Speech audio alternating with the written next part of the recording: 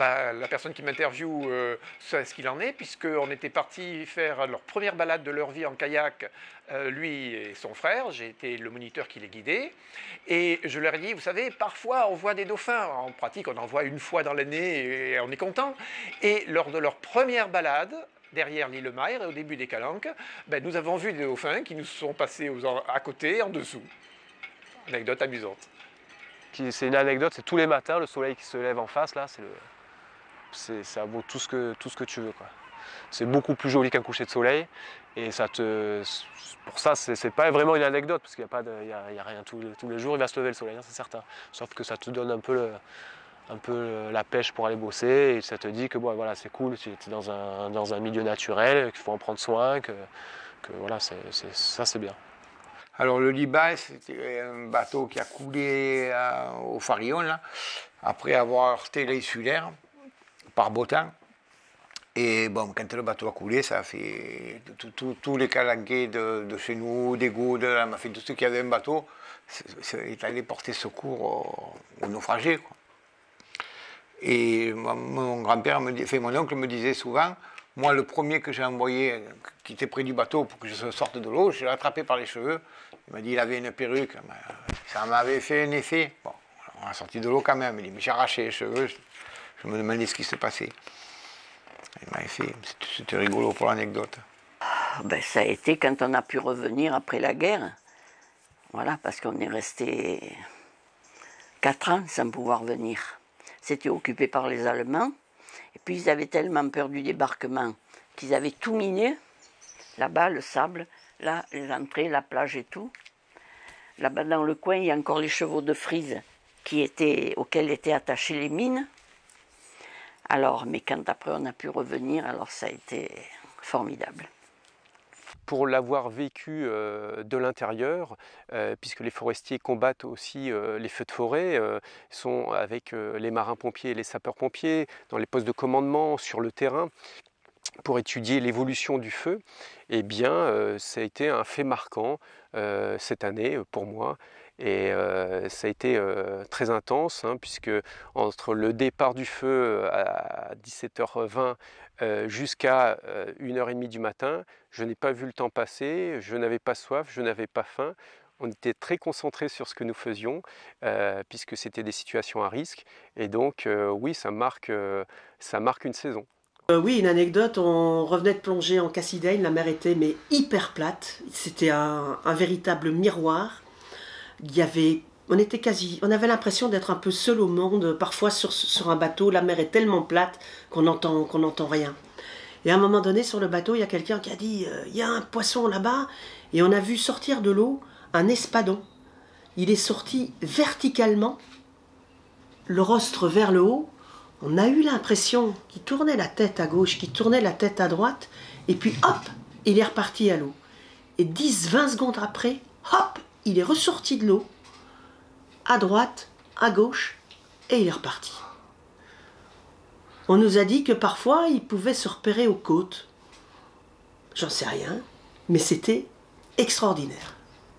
Dans la création du parc des Calanques, je suis marseillais, plutôt des quartiers nord, et donc les calanques, je les ai beaucoup pratiquées toute ma jeunesse, toute mon enfance. Puis après, je travaillais dans l'éducation dans l'environnement, donc je les ai pratiquées avec un autre regard. Et puis après, je les ai pratiquées dans cette notion de préfiguration du parc national. Et c'est à ce moment-là, finalement, que j'ai le plus rencontré de gens, parce que c'était pour construire avec. Et dans plein d'endroits, chaque fois que j'allais dans un village de Cabanon, dans un CIQ, dans un village, on me disait Francis, on va t'expliquer les calanques et on va te raconter l'histoire, la véritable histoire des calanques.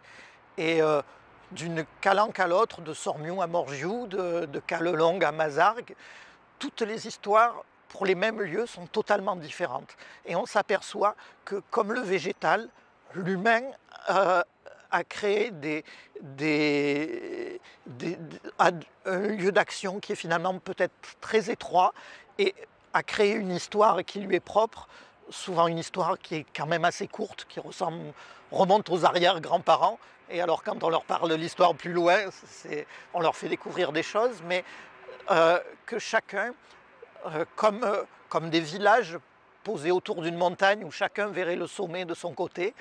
Ben, chacun regarde Riou comme le sommet d'une montagne différemment. Et c'est extraordinaire. Et j'espère que j'aurai le temps de faire un peu comme vous faites aujourd'hui et d'arriver avant que tous ces vieux porteurs de connaissances ne passent l'arme à gauche, de pouvoir refaire un projet de conservation de cette mémoire que je trouve qui m'a éclaté, quoi. Si je te parle des calanques, dans ma jeunesse, les calanques, c'était Porpin. Bon, j'ai vécu une partie importante de ma jeunesse à Port-Miou, où c'était mon terrain de jeu favori. Hein.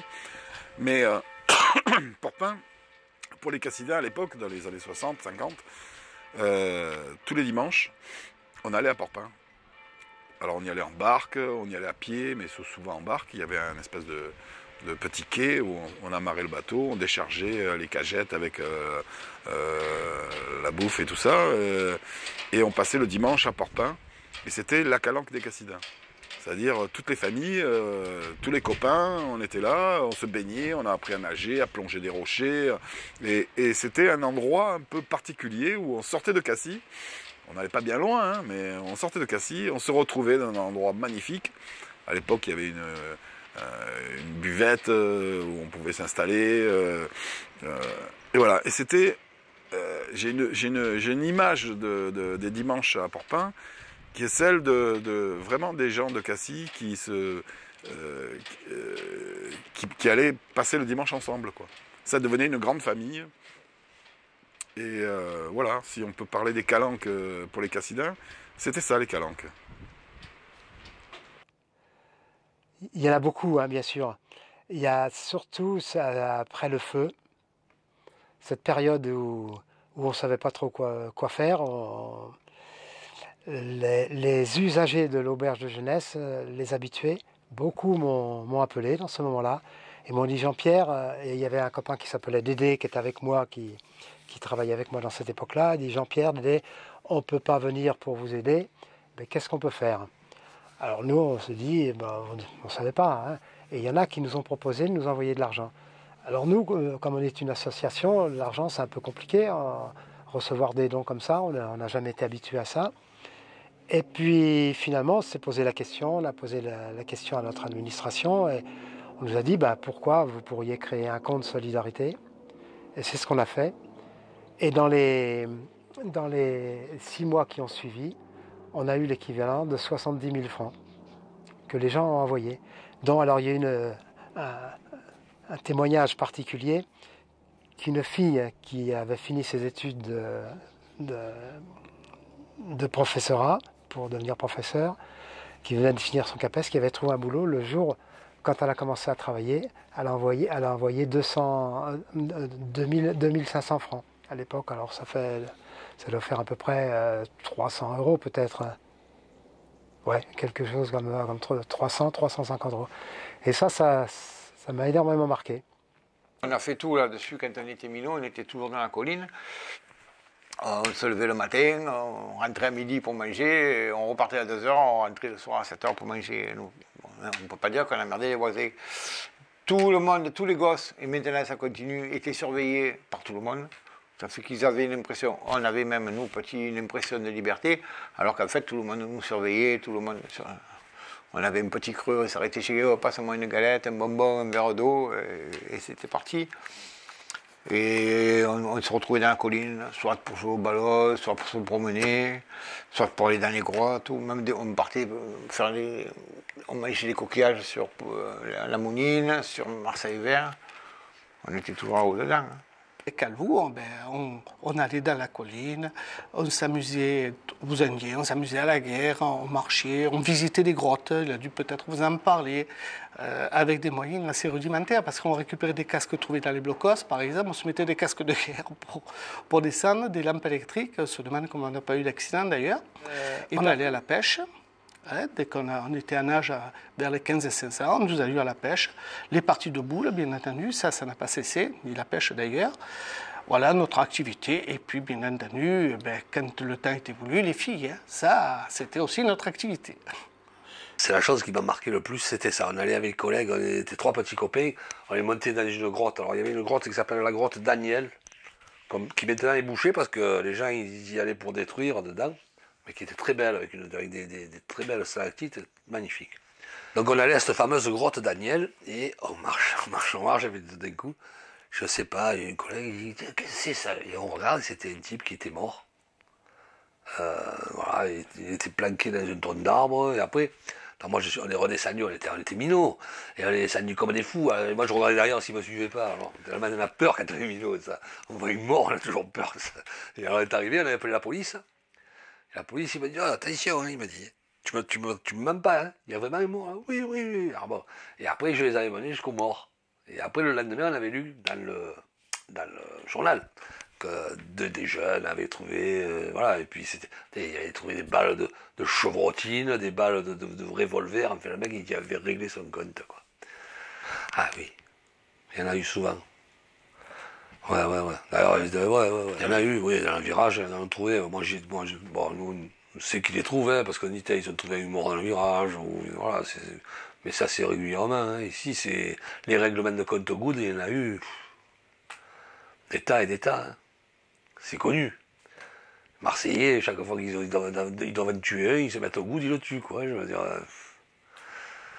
Ouais, dans le virage, ils le jettent, Ah, mais ça, là-bas, hein, à la mer, et oui, ou à la mer, ou dans les collines, ou. Voilà, hein.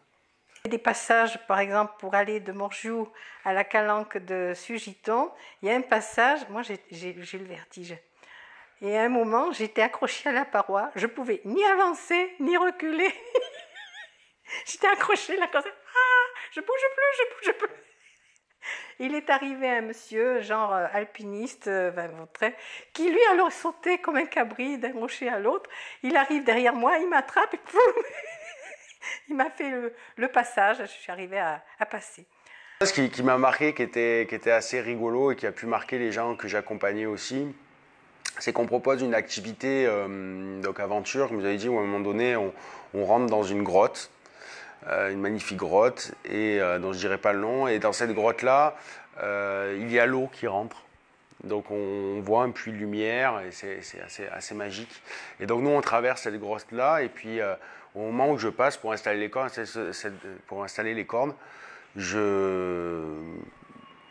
de façon assez surprise et assez hallucinée, je vois une sirène qui sort dans la grotte.